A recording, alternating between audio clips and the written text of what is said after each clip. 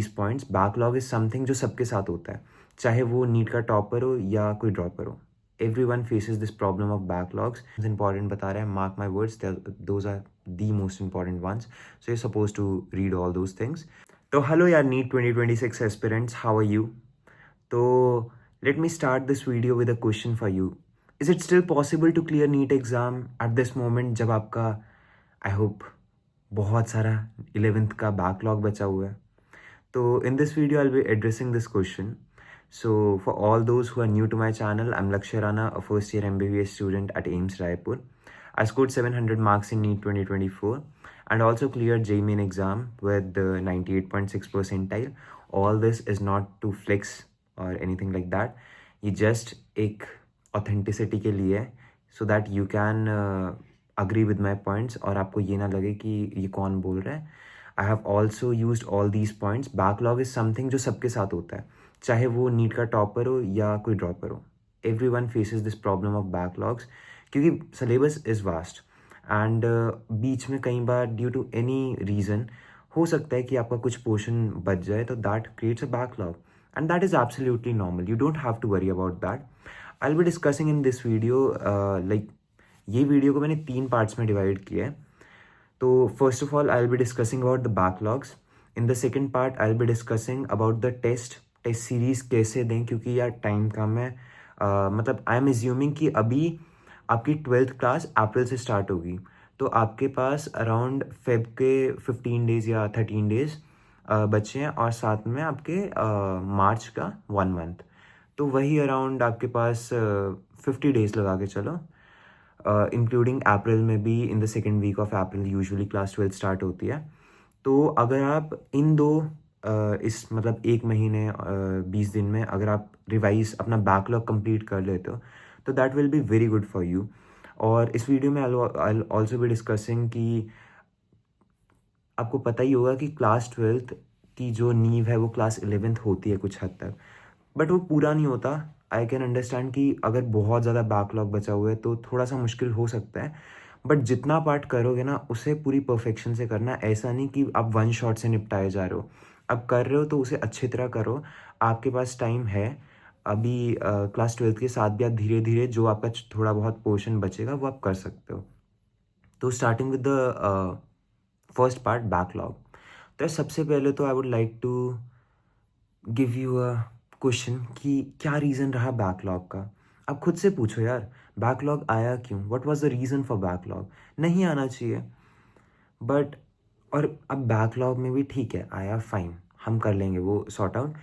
इसके just tell me क्या reason रहा. Was it a genuine reason और समथिंग जो आप कवर अप करने के लिए बोलोगे? देखो, if you are busy on your insta and social media anything like that, उसकी वजह से अगर आपका बैकलॉग आ रहा है तो सॉरी टू से, बट नीट एस्पिरेंट्स, एक अच्छे नीट एस्पिरेंट के ये लक्षण तो नहीं होते.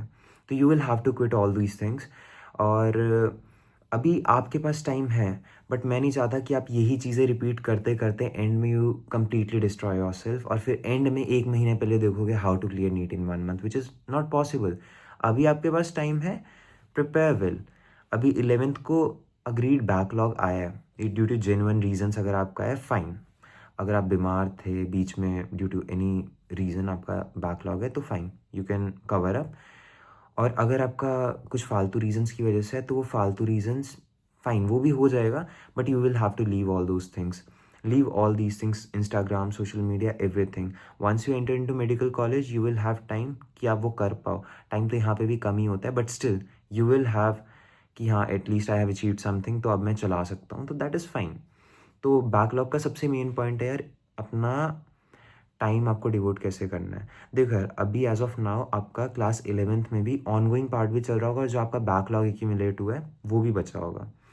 तो अब आपको ये कैसे करना है? अब ऐसा बिल्कुल भी मत करना कि आप बैकलॉग को सही करने के चक्कर में जो अभी चल रहा है उसको अपना बैकलॉग बनाओ, तो ये बैकलॉग की एक साइकिल बन जाती है यार. तो ऐसा आपको नहीं करना है. What you are suppose to do is you just have to devote 3 hours daily. Like मैं अपना पर्सनल एक्सपीरियंस बताता हूँ. ऐसा नहीं है बैकलॉग्स मुझे नहीं आए थे. अब वो question Y backlogs, my regions were genuine. If in case मैं बीमार था तो that was the reason I got backlogs and fine. तो मैंने वो कैसे कंप्लीट किए, 9 से 12 का मैं स्लॉट रखता था, 9 से 12 या कभी कभी 10 से 1, 3 घंटे का स्लॉट मैं पूरे दिन में एक ज़रूर रखता था। That is totally up to you कि आप किस टाइम पे वो स्लॉट रखते हो, जिसमें मैं सिर्फ और सिर्फ अपने बैकलॉग को देता था। और इसमें आपको रिसोर्सेज क्या यूज़ करनी है बैकलॉग को कवर अप करने के लिए, that I will also discuss. As of now अभी आपको यही करना है कि आपको डेली 3 घंटे डिवोट करने हैं। अभी आपके पास 1 डेढ़ महीना जितना भी है उसमें फुली डिवोटेड होके अपना बैकलॉग कंप्लीट कर दो यार। क्योंकि यार क्लास ट्वेल्थ में जब जाओगे ना, तो क्लास ट्वेल्थ भी चल रही होगी, स्कूल में प्रैक्टिकल फाइल्स भी बनानी है, फिर बोर्ड्स आ जाएंगे। तो अगर इस मोमेंट पे if you get class 11th वाला बैकलॉग ना, it will be very difficult for you to cover it at that moment. तो अभी के लिए what you can do is कि आप अपना क्लास 11th का जो बैकलॉग है उसे अभी कंप्लीट कर दो। क्लास 12th के टाइम पे मत छोड़ो कि क्लास 12th भी करूँगा और क्लास 11th भी। इस चक्कर में कई बार क्या करते हैं बच्चे कि क्लास 11th को करते हैं उसके साथ, तो क्लास 12th भी ढंग से नहीं कर पाते। किसी एक को एक टाइम पे इंपॉर्टेंस दो। अब क्लास 12th जब स्टार्ट होएगी तो go with the flow, class 12th पे को वो दो, क्योंकि अल्टीमेटली नीट का एग्जाम विल बी 50-50, 50% 11th है, 50% 12th है। तो बैकलॉग को ऐसे ही कंप्लीट करना है यार। बैकलॉग्स में ये 3 आवर्स वाला रूल आप अप्लाई करो, 3 आवर्स डेली दे के देखो, it will help you a lot. उसके बाद now coming to the test series. अब टेस्ट सीरीज़ वाला पार्ट क्या रहता है यार, देखो अभी इस मोमेंट पे टेस्ट सीरीज़ देना इज़ नॉट पॉसिबल। जो बैकलॉग वाला पोर्शन है मैं उसकी टेस्ट सीरीज़ की बात कर रहा हूँ। जो क्लास 11th में आपका ऑनगोइंग सिलेबस है उसकी टेस्ट सीरीज़ आपको मिस नहीं करनी है, दैट इज़ वेरी इंपॉर्टेंट। आप एक भी टेस्ट मिस नहीं करोगे वो। बट जो आपके पुराने टेस्ट मिस हुए हैं ड्यू टू बैकलॉग्स और एनी अदर रीज़न, तो आप वो टेस्ट अभी it won't be a good option कि आप दो। इंस्टेड आप क्या कर सकते हो, आप अपना जो बैकलॉग वाला पार्ट है उसे कंप्लीट करो, और वो बैकलॉग वाले चैप्टर्स के जो PYQs हैं उन्हीं को आप जो नीट में आए हुए हैं उन्हीं को आप टेस्ट के टाइप से दो। इससे आपको दो फ़ायदे मिलेंगे। एक तो आपका नीट का जो PYQs हैं वो रिवाइज हो रहे हैं, and at the same time जो आपका टाइम मैनेजमेंट है वो वाली स्किल सीख पा रहे हो, क्योंकि आपको ये टाइम बाउंड होके करने हैं। तो आपको एक आइडिया लग जाएगा कि हाँ नीट में ये क्वेश्चन आता है और मैं इतने टाइम में कर पाता हूँ, तो I am on a right track. और अगर आप नहीं कर पा रहे तो क्या गलती हुई है, that you have to figure out. तो टेस्ट सीरीज़ का यही है। और जब आपका क्लास 12th स्टार्ट होगी तो इनिशियली थोड़ा स्लो ही सिलेबस चलेगा, तो उस टाइम में आप क्लास 11th का जो टेस्ट सीरीज़ वाला पार्ट है वो आप दे सकते हो। इंस्टेड आप क्या कर सकते हो कि आप कोई एक टेस्ट सीरीज़ ले सकते हो, और क्लास 11th वाले पोर्शन की टेस्ट सीरीज़ आप हर संडे उसके लिए प्रिपेयर, मतलब थ्रू आउट वीक आप 1 घंटा दे के उसके लिए प्रिपेयर करके संडे को उसका टेस्ट दे सकते हो। इससे आपका 11th से एक लिंक भी रहेगा and that will help you a lot. तो आप इस तरीके से अपनी टेस्ट सीरीज़ को मैनेज कीजिए। As of now test series नहीं, अभी PYQs कीजिए, और एंड में जब क्लास 12th चल रही होगी तो आप हर संडे एक टेस्ट देना, that will like clear all your concept related to class 11th। वो आपका टेस्ट वगैरह का भी हो जाएगा, और टाइम मैनेजमेंट आपको एक्लेमेटाइज हो जाओगे आप एक टाइप से इन्वायरमेंट से जो नीट में होता है, जब आप PYQs को टाइम बाउंड होके करोगे। So now coming to the third part, what all study materials you require for clearing all these backlogs। तो अभी क्लास 11th में हो आप, तो मैं आपको साफ सीधी बात बोलता हूँ, अभी के लिए प्लीज़ डोंट यूज़ ऑल दो शॉर्ट वीडियोज़ और शॉर्ट नोट्स एंड ऑल। अभी आप थोड़ा लंबा रूट लेके ही करो यार, क्योंकि अभी आपके पास टाइम है। Short notes and short videos are very nice but they are not meant for you as of now. वो मैं खुद भी रिकमेंड करता हूँ, बट उन्हें जिनके पास टाइम बहुत कम है नीट में आने में, बट आपके पास you have plenty of time. तो अभी आप शॉर्ट नोट्स पे नहीं, आप प्रॉपर डिटेल्ड वीडियोस देखिए, आप अपने कंसेप्ट्स को स्ट्रॉन्ग कीजिए, क्योंकि आपके जब यहाँ पे कंसेप्ट स्ट्रॉन्ग रहेंगे तो आपकी क्लास 12th बहुत स्मूथली निकलेगी, और अल्टीमेटली नीट भी एकदम मस्त निकलने वाला है। तो उसमें आपको क्या स्टडी मटेरियल्स यूज़ करना है, मैं एक बेसिक आइडिया दे देता हूँ। इसके ऊपर एक्स्ट्रा चीज़ें आप जो भी पढ़ते हो that will improve, like sort of improvement for you. तो आप जितना एक्स्ट्रा पढ़ते हो that is a bonus point for you guys.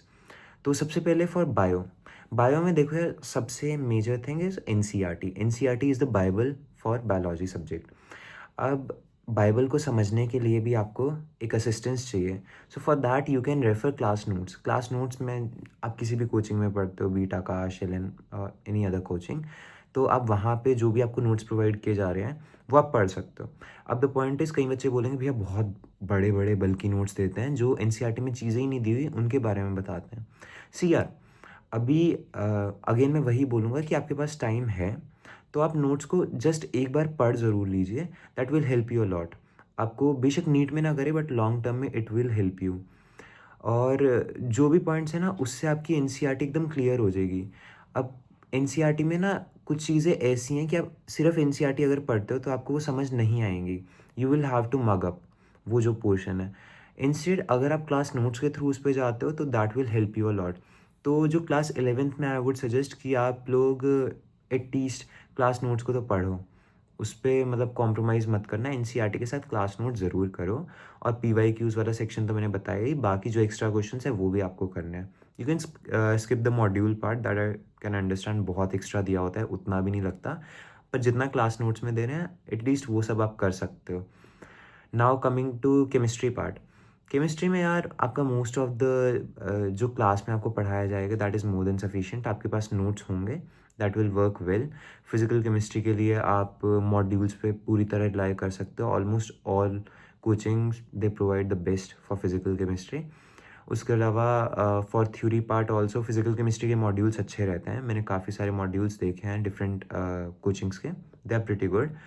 And for organic and inorganic again you have to just go through the NCERTs.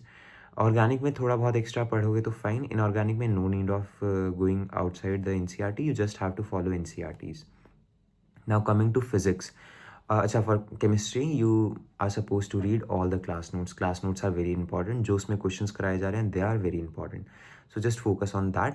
Now coming to the third part, physics. Physics में यार आपको अपना वही जो class में पढ़ाया जा रहा है, क्लास में जो नोट्स प्रोवाइड कराए जा रहे हैं, टीचर जो क्वेश्चंस इंपॉर्टेंट बता रहे हैं, mark my words, those are the most important ones, so you suppose to read all those things. Apart for that, from that you can also go for the modules. Modules में से theory कुछ chapters की, कुछ specified chapters हैं, सिर्फ उन्हीं की theory आपको पढ़नी होती है।